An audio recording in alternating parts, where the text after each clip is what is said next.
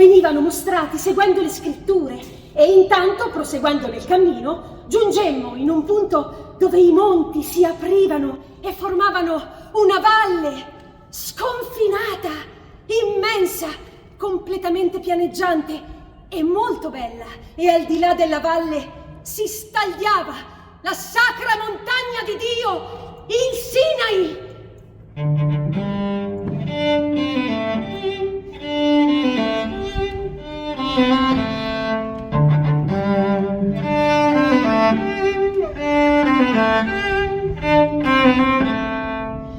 All'arrivo in questo luogo, anche noi facemmo come ci avvertirono le sante guide che erano con noi, che dicevano: è consuetudine che coloro che vengano qui facciano una preghiera nel momento in cui vedono per la prima volta la sacra montagna di Dio. È questa la valle immensa e completamente pianeggiante in cui soggiornarono i figli di Israele nei giorni in cui il santo Mosè salì sul monte e si trattenne 40 giorni e 40 notti. È questa la valle in cui fu costruito il vitello e il luogo si mostra fino ai nostri giorni. È questa la valle all'estremità della quale c'è il luogo dove, mentre il santo Mosè pascolava le pecore di suo suocero, a più riprese Dio gli parlò dal roveto ardente. E questo monte, dalle immediate vicinanze, sembra essere uno solo, ma come cominci ad addentrartici scopri che sono molti, e tuttavia viene sempre chiamato Monte di Dio. Ma il vero Sinai, sulla cui sommità c'è il luogo dove era discesa la maestà di Dio, si trova in mezzo a tutti gli altri. Ma il fatto prodigioso, e che penso non si possa verificare senza la grazia di Dio, è che sebbene quello centrale, chiamato propriamente Sinai, sia più alto di tutti gli altri, e tuttavia non può essere visto finché non giungi proprio alla base, prima di cominciare la salita. Noi dunque entrammo nella catena montuosa il sabato sera, e giunti ad alcuni eremitaggi ci accolsero sul posto molto benevolmente i monaci che vi risiedevano, offrendoci ogni ospitalità. E lì c'è anche una chiesa con un prete. Vi restammo per la notte e poi presto, la domenica, insieme a questo prete e ai monaci che lì dimoravano, cominciammo la salita di ogni singolo monte. Questi monti si scalano ma con grande fatica, perché non li sali piano piano intorno come, diciamo, a chiocciola, ma ti arrampichi sempre dritto, come a parete, e direttamente poi bisogna ridiscendere ognuno di questi monti finché non arrivi proprio ai piedi di quello centrale che è il Sinai, vero e proprio. Così, per volontà di Cristo, e aiutata dalle preghiere di quei santi che ci accompagnavano, eppure con grande fatica, perché era necessario che io mi arrampicassi a piedi, e visto che non era proprio possibile salire stando in sella, giungemmo all'ora quarta sulla cima della montagna, dove fu data la legge, in quel luogo cioè dove era discesa la maestà del Signore, nel giorno in cui il monte fumava.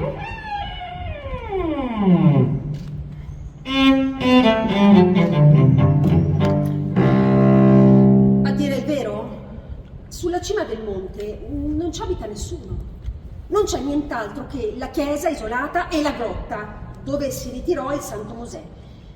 Letto dunque tutto il passo dal libro di Mosè e celebrata l'Eucaristia secondo il rito, i preti del luogo ci distribuirono le eulogie, alcuni frutti che nascono sul monte. Infatti, sebbene questa santa montagna del Sinai sia completamente rocciosa, così da non avere neppure un arbusto, in basso, tuttavia, alla radice dei monti, c'è un pochino di terra. E così i santi monaci che vi piantano con pazienza degli alberelli e vi fanno degli orticelli o delle coltivazioni, e quei frutti che riescono a ricavare dalla terra del monte, si direbbe che li abbiano fabbricati con le loro mani.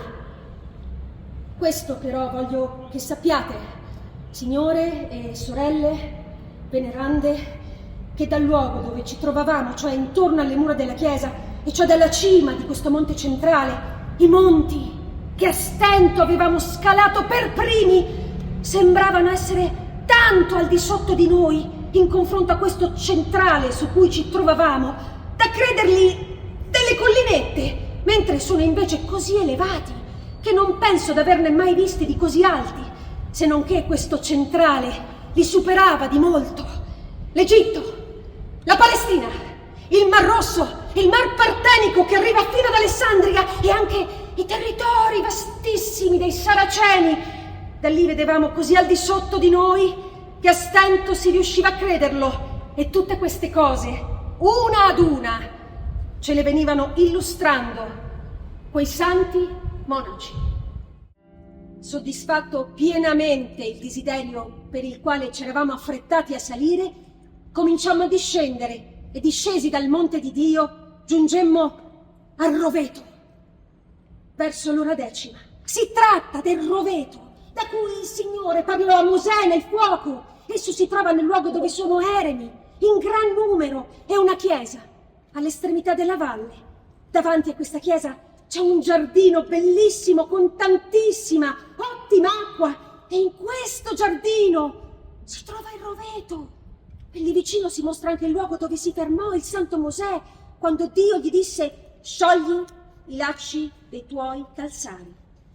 A mano che procedevamo per tutta la valle, i santi uomini ci venivano illustrando i luoghi, uno ad uno, e mostrarono il luogo dove c'era stato l'accampamento dei figli di Israele nei giorni in cui Mosè restò sul monte, e mostrarono pure un'immensa pietra contro cui Mosè, acceso dall'ira, aveva spezzato le tavole che portava, e mostrarono il luogo dove Mosè ordinò ai figli di Israele di correre di porta in porta. Ci mostrarono il luogo dove, per ordine del santo Mosè, fu bruciato il vitello. Mostrarono il torrente da cui il santo Mosè aveva dissetato i figli di Israele. Insomma, fu mostrato tutto ciò che è scritto nei libri santi di Mosè, essere avvenuto in questo luogo. Certo, scrivere tutte queste cose una per una sarebbe stato troppo, ma la vostra buona disposizione conoscerà più dettagliatamente tutto ciò che qui è avvenuto nel leggere i santi libri di Mosè. E così, visitati tutti i luoghi che desideravamo e anche tutti i luoghi che i figli di Israele avevano toccati all'andata e al ritorno dalla montagna di Dio, e visitati pure i santi uomini che vi dimoravano, nel nome di Dio tornammo a Faran. E sebbene io debba sempre ringraziare per ogni cosa il Signore, e non parlo neanche delle grazie grandi e numerose che si è degnato di concedere proprio a me, indegna e immeritevole, perché peregrinassi nei luoghi che non meritavo di conoscere, e tuttavia non finisco di ringraziare pure quei santi uomini che ebbero la compiacenza di accogliere benevolmente nei loro eremitaggi la mia umile persona e guidarmi sicuramente per tutti quei luoghi che io chiedevo sempre di vedere seguendo le scritture. Da Clisma, cioè dal Mar Rosso, alla città d'Arabia ci sono 4 tappe nel deserto.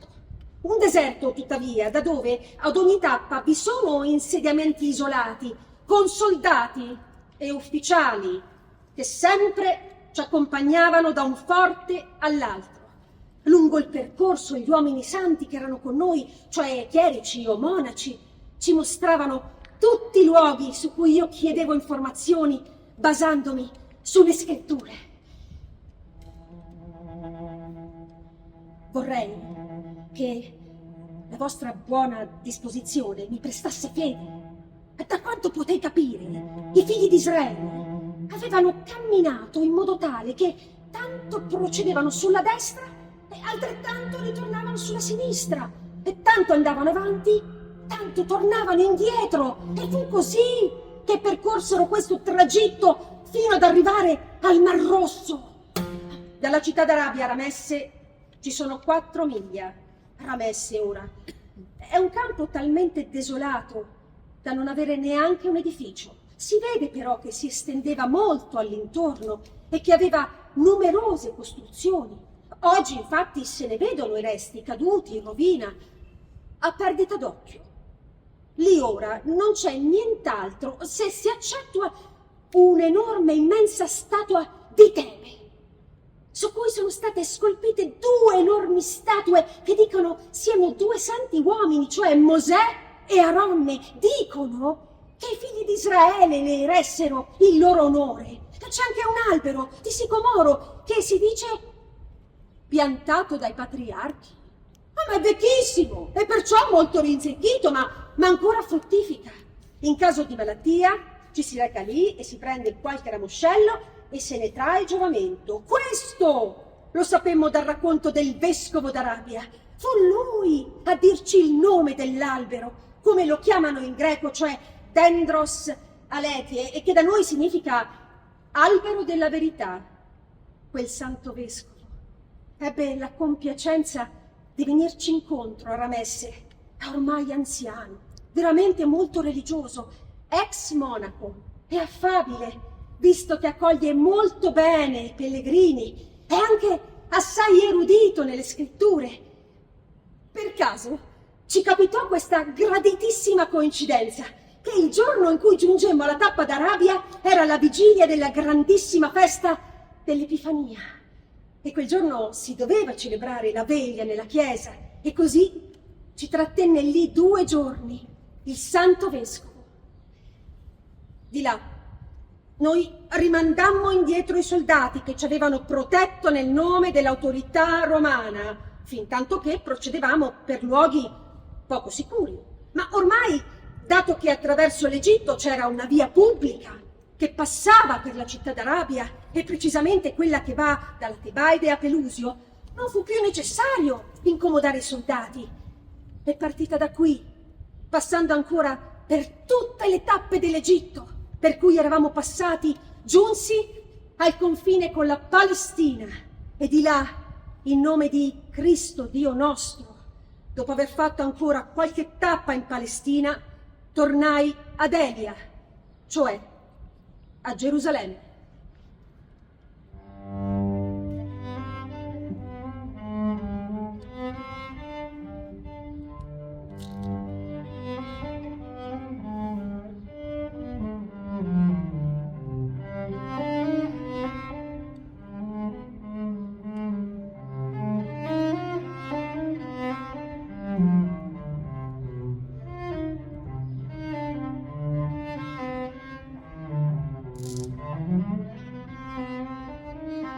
Passato del tempo, e per volontà di Dio, maturò il proposito di andare fino in Arabia, e precisamente al monte Nebo, nel luogo in cui Dio ordinò a Mosè di salire, dicendogli: sali sulla montagna di Arabot, sul monte Nebo, che è nella terra di Moab, di rimpetto Gerico, e guarda la terra di Canaan, che io darò in possesso ai figli di Israele, e morirai sul monte su cui sarai salito. E Gesù, nostro Dio, che non abbandona coloro che sperano in Lui, si degnò di dare compimento anche a questa mia aspirazione. Partendo da Gerusalemme e viaggiando con dei santi uomini, cioè dei monaci, giungemmo quindi in quel luogo del Giordano dove i figli di Israele avevano effettuato la traversata. Giungemmo ad una città chiamata Lidias, che si trova in quella piana, dove allora avevano posto il campo i figli di Israele. Giunti nella piana, ci recammo in questo luogo e lì si fece una preghiera e si lesse sul posto una parte del Deuteronomio, il cantico di Mosè.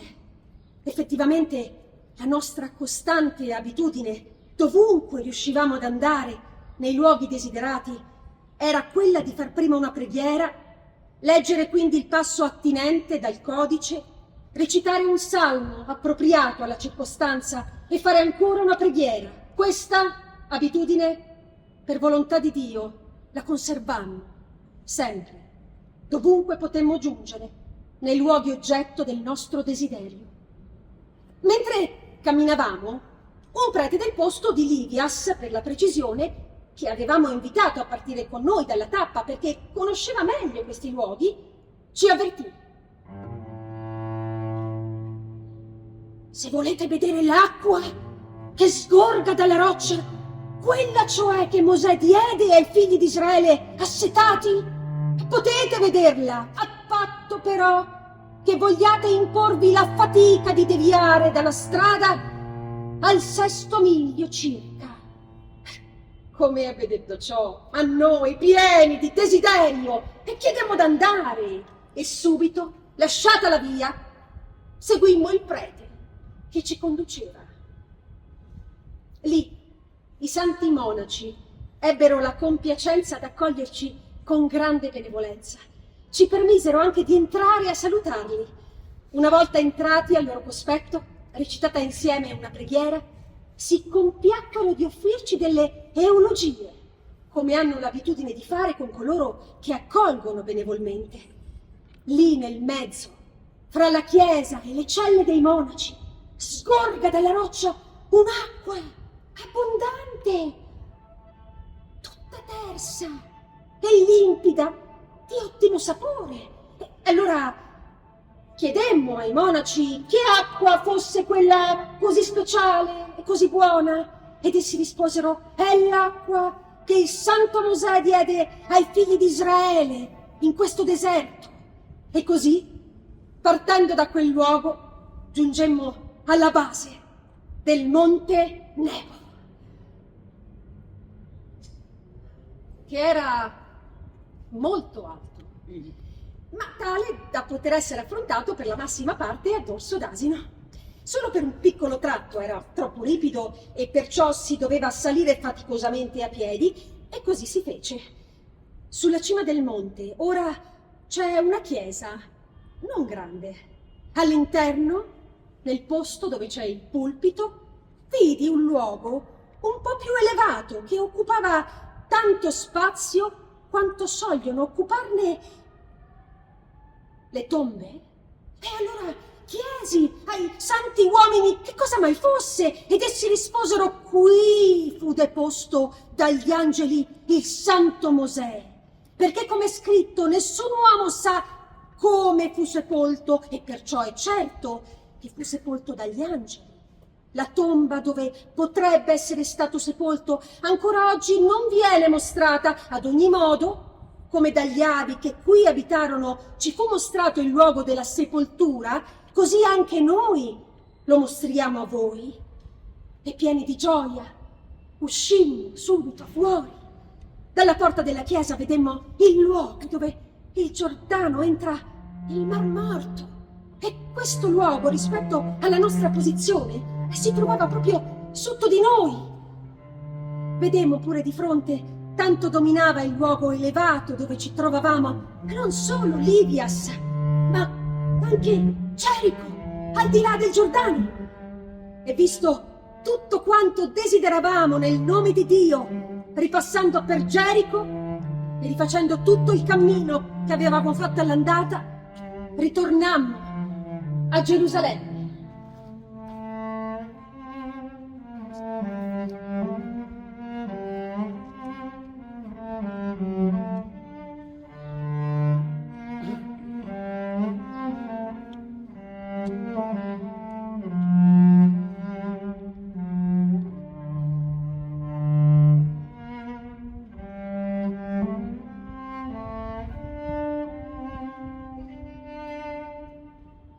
Perché la vostra buona disposizione possa conoscere quale liturgia si segua quotidianamente nelle varie occasioni, nei luoghi santi, ho sentito il dovere di informarvi, supponendo che vi potrà far piacere conoscerla. Ogni giorno, prima del canto del gallo, si aprono tutte le porte dell'Anastasis e scendono tutti i monazontes e le partene, come qui li chiamano, e non solo loro, ma anche laici, uomini e donne, perlomeno quelli che vogliono seguire le vigilie fino all'alba. E da quest'ora fino a giorno si recitano inni, si risponde ai salmi e anche alle antifone, e ad ogni inno si fa una preghiera. Quando comincia a far giorno, si iniziano a recitare gli inni mattutini. Ed ecco che sopraggiunge il vescovo col clero ed entra subito nella grotta e da dentro i cancelli per prima cosa dice una preghiera per tutti. Lui stesso ricorda i nomi di quelli che vuole commemorare e benedice i catecumeni. Dopodiché, mentre il vescovo esce dall'interno dei cancelli, tutti gli si avvicinano alla mano e uscendo lui li benedice uno ad uno e il congeda luogo ormai a giorno. All'ora 10, che qui si chiama Licinicon, noi la chiamiamo Lucernare. Tutta la folla si raduna all'Anastasis, si accendono tutte le candele e i ceri e si fa una grandissima luce. Il fuoco non viene portato dal di fuori, ma si prende dall'interno della grotta, dove notte e giorno è sempre accesa una lucerna.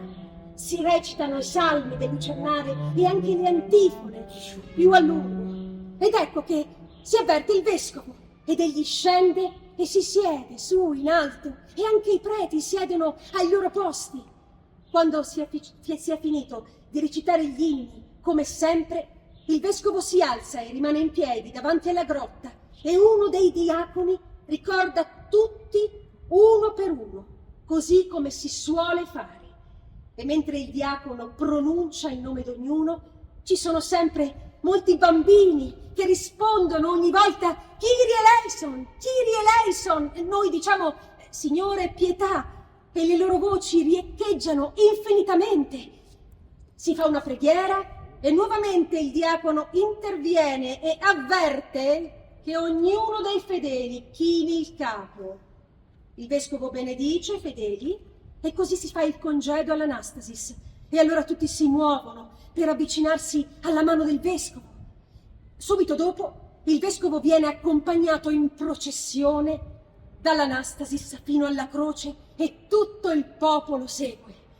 Enormi lanterne di vetro sono appese dovunque, in gran numero, e ci sono moltissime torce di cera, sia davanti all'Anastasis che davanti alla croce, come pure dietro la croce. Tutti questi riti terminano con le tenebre.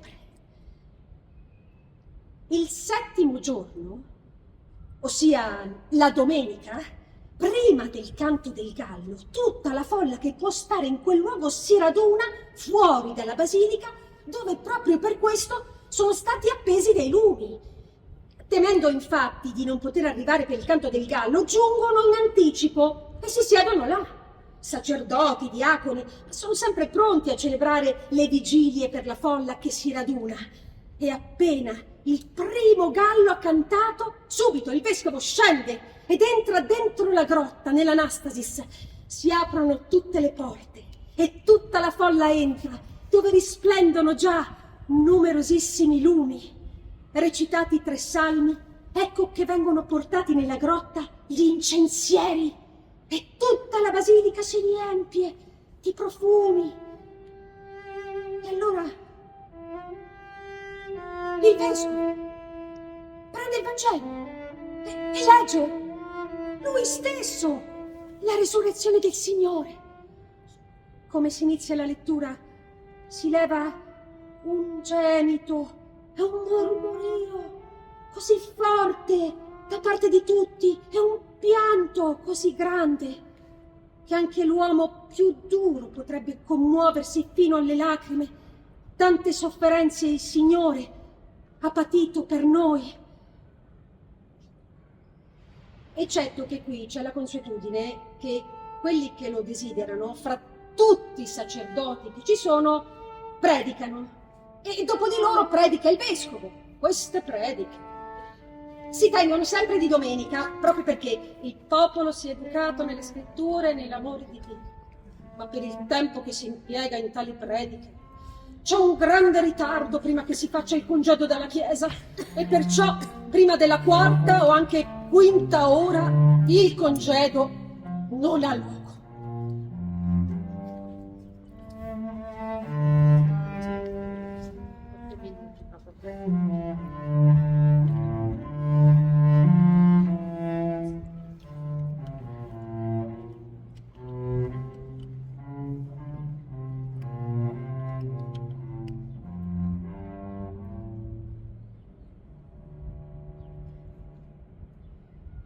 benedetto colui che viene nel nome del Signore, l'Epifania.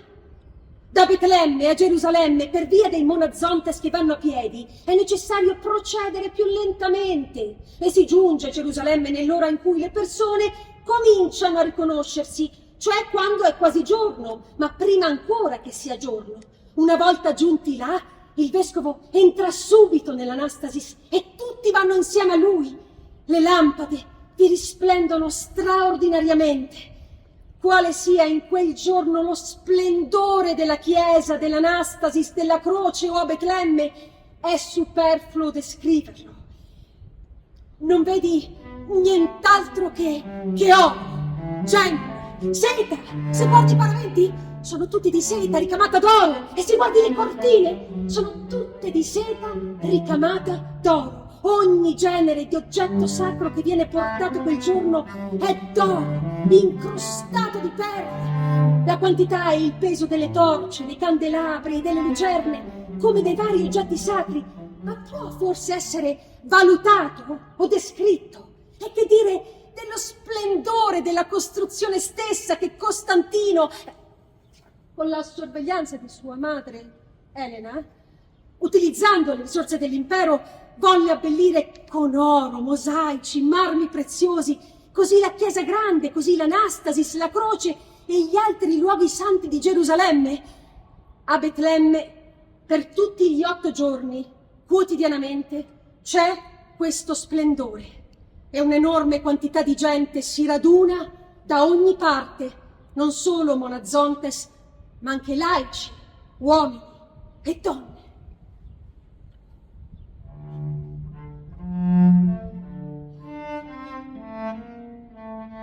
Così come da noi si osserva la Quaresima, prima di Pasqua, qui si osservano 8 settimane prima di Pasqua. Si osservano 8 settimane perché non si digiuna nei giorni di domenica e di sabato, eccettuato l'unico sabato che è la vigilia di Pasqua, ed è obbligatorio digiunare. All'infuori di questo giorno particolare, qui non si digiuna mai di sabato per tutto l'anno, e perciò, dedotte 8 domeniche e 7 sabati da 8 settimane, visto che è obbligatorio digiunare un sabato solo, restano 41 giorni di digiuno, che qui chiamano eorte, cioè Quaresima.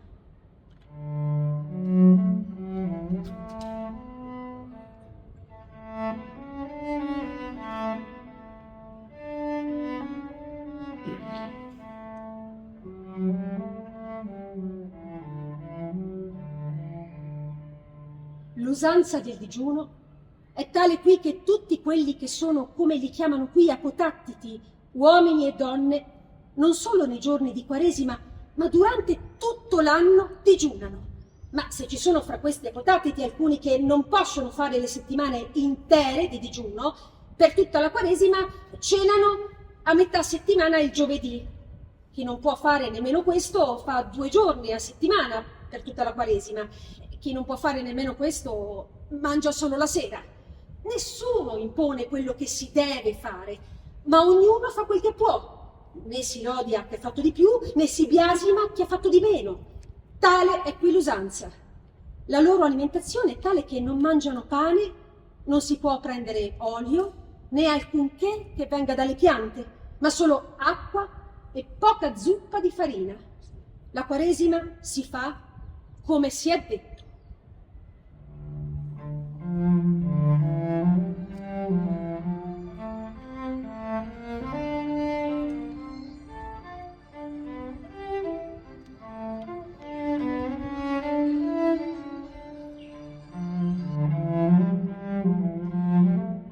La domenica delle Palme, in cui si entra nella settimana di Pasqua, che qui chiamano Grande Settimana, si va come al solito nella chiesa grande, che è chiamata Martirium. Compiute tutte le cerimonie, l'arcidiacono dice: oggi, all'ora 7, troviamoci tutti alle leone. Ognuno se ne va subito a casa propria e si affretta a mangiare per essere pronti tutti all'inizio dell'ora 7 nella chiesa che è sull'Eleona, cioè sul Monte degli Ulivi. Lì c'è la grotta in cui insegnava il Signore. All'ora settima tutto il popolo sale sul Monte degli Ulivi, cioè l'Eleona, nella chiesa, e quando comincia a farsi l'ora nona, si sale in processione all'Imbomon, cioè nel luogo dove il Signore ascese al cielo, e si legge il passo del Vangelo in cui i fanciulli vanno incontro al Signore con rami e palme dicendo: benedetto colui che viene nel nome del Signore. Subito il vescovo e tutto il popolo si alzano. Poi di là, dalla cima del Monte degli Ulivi, si va sempre a piedi. Tutto il popolo procede davanti a lui, cantando inni e antifone e rispondendo sempre: benedetto colui che viene nel nome del Signore. E tutti i bambini che ci sono nei dintorni, anche quelli che non sanno camminare perché sono troppo piccoli e li tengono al collo i genitori, tutti hanno un ramo, chi di palma, chi di olivo, e così si accompagna il vescovo nello stesso modo in cui venne allora accompagnato il Signore. Dalla cima del monte fino alla città e di là fino all'Anastasis, attraverso tutta la città, tutti vanno sempre a piedi, anche se ci sono matrone o signori. Accompagnano così il vescovo, salmodiando e piano piano, perché il popolo non si stanchi. Si arriva all'Anastasis, che è quasi giorno.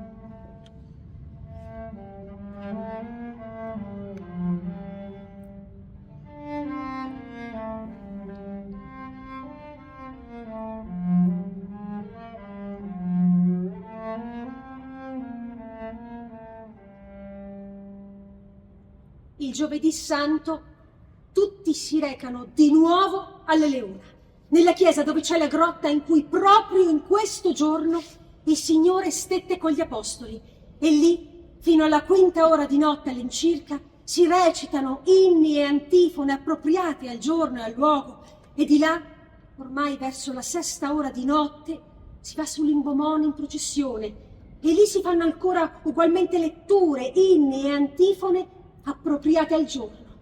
Infine, quando i galli cominciano a cantare, si scende in processione dall'Imbomon, e di là tutti, fino al bambino più piccolo, scendono a piedi col vescovo al Getsemani.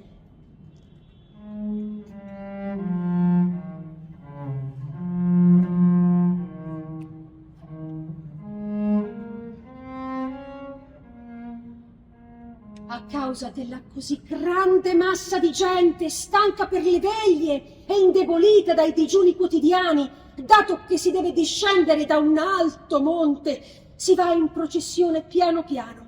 Più di 200 candele da chiesa sono disposte per far luce a tutta la folla. Una volta arrivati al Getsemani, si legge anche il passo del Vangelo che narra la cattura del Signore.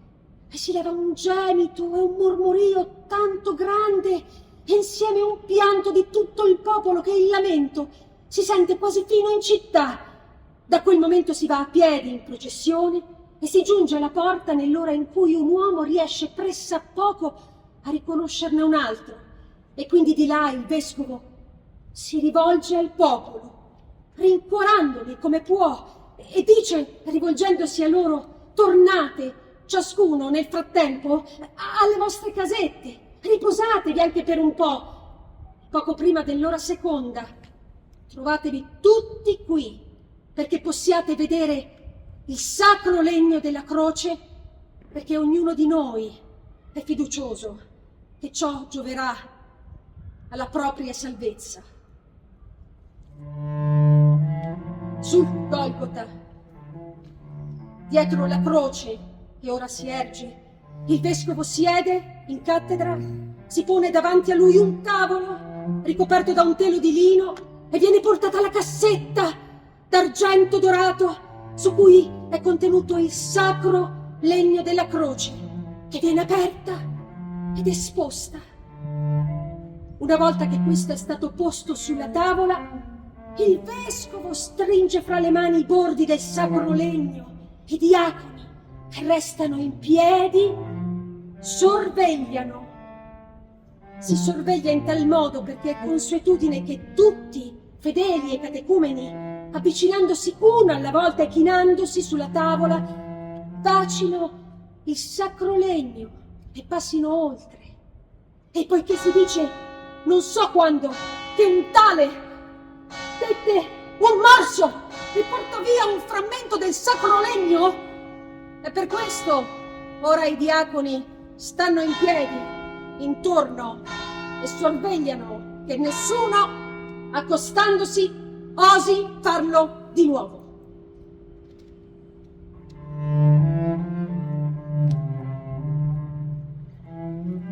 Mi sono sentita anche in dovere di scrivere come vengono istruiti coloro che sono battezzati per Pasqua. Chi si iscrive lo fa alla vigilia della Quaresima e un prete prende nota di tutti i nomi. Si pone per il vescovo una cattedra nel mezzo della chiesa grande, cioè al martirium. Di qua, di là siedono su cattedre i presbiteri e restano in piedi tutti i chierici. Si introducono uno ad uno i candidati, se sono uomini, vengono con i loro padrini, se sono donne, con le loro madrine. Il vescovo interroga uno alla volta i vicini di quello che è entrato, chiedendo: conduce una vita onesta? Onora i genitori? Suole ubriacarsi? Mentire? E si informa su tutte le colpe, quelle perlomeno che in un uomo sono più gravi, e se avrà dato prova di essere irreprensibile in tutte quelle cose su cui ha interrogato i testimoni presenti, egli stesso, di sua mano, ne annota il nome. Se invece viene accusato di qualcosa, ordina che vada fuori, dicendo che si corregga, e quando si sarà corretto, allora si accosti al battesimo. E se uno è forestiero, a meno che non abbia testimoni che lo conoscano, non accede tanto facilmente al battesimo. Questo mi sono sentita in dovere di scrivere, signore sorelle, perché non pensiate che qui tali cose si facciano superficialmente.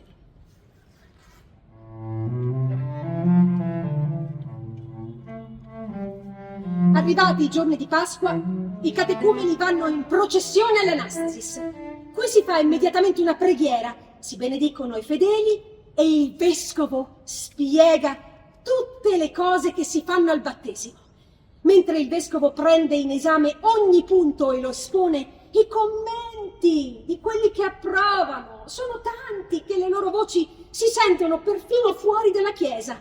In effetti, il vescovo spiega tanto bene tutti i misteri che non c'è nessuno che possa sottrarsi alla commozione per quel che sente esporre in tal modo. E poiché in questa provincia una parte del popolo conosce sia il greco che il siriaco, un'altra parte invece il greco, un'altra parte solo il siriaco, così, dato che il vescovo, anche se sa il siriaco, parla però sempre in greco e mai in siriaco, c'è sempre un prete che, mentre il vescovo parla in greco, traduce in siriaco perché tutti capiscano quello che viene spiegato. E anche per tutte le letture che si fanno in chiesa, visto che si devono fare in greco, c'è sempre qualcuno che traduce in siriaco per il popolo, perché possano capire sempre. Per i latini, che si trovano qui, quelli che non capiscono né il greco né il siriaco, non si affliggano, perché anche a loro si fa una spiegazione. Ci sono altri fratelli e sorelle di lingua greco-latina che spiegano loro il latino.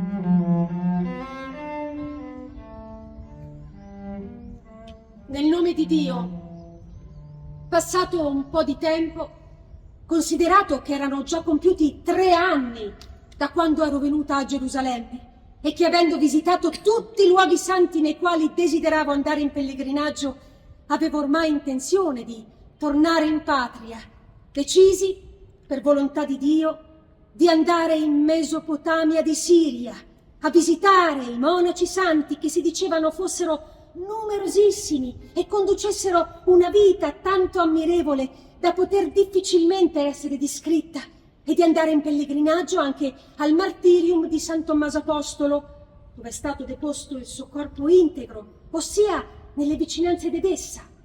Nel nome di Cristo Dio nostro, partii dunque da Antiochia, diretta in Mesopotamia, e giunsi nella città di Gerapoli, che è la capitale di questa provincia. E poiché questa città è bellissima e ricca e abbonda di ogni cosa, dovetti farvi una sosta. Partita quindi da Gerapoli, al 15° miglio giunsi nel nome di Dio al fiume Eufrate, di cui molto appropriatamente è scritto il gran fiume Eufrate, perché è immenso e quasi pauroso. Scorre infatti con un impeto tale e quale a quello del fiume Rodano, ma se non che l'Eufrate è molto più grande. E poiché era necessario attraversarlo con traghetti, e sono traghetti di grandi dimensioni, mi trattenni lì più di mezza giornata e poi di lì entrai nel territorio della Mesopotamia di Siria. Quando fui tornata ad Antiochia, vi trascorsi una settimana, fin quando non furono pronte le cose necessarie al viaggio. E poi partendo da Antiochia e percorrendo un itinerario con alcune tappe, giunsi alla provincia detta Cilicia, che ha come capitale Tarso. E a Tarso ero già stata durante il cammino d'andata a Gerusalemme. E qui, fatta una sosta, ripresi nel nome di Dio il mio viaggio. Signore, mia luce, mentre invio questo scritto alla vostra buona disposizione, c'è già in programma ad andare da qui in pellegrinaggio nel nome di Cristo Dio nostro in Asia, cioè ad Efeso, per visitare il martirium del santo e beato apostolo Giovanni. Se dopo ciò sarò ancora in vita, se avrò avuto occasione di vedere altri luoghi, io stessa in persona, se Dio si degnerà di concedermelo, ne riferirò alla vostra persona, oppure vi informerò per iscritto, se avrò qualche altra intenzione. Voi, Signore, vos tantum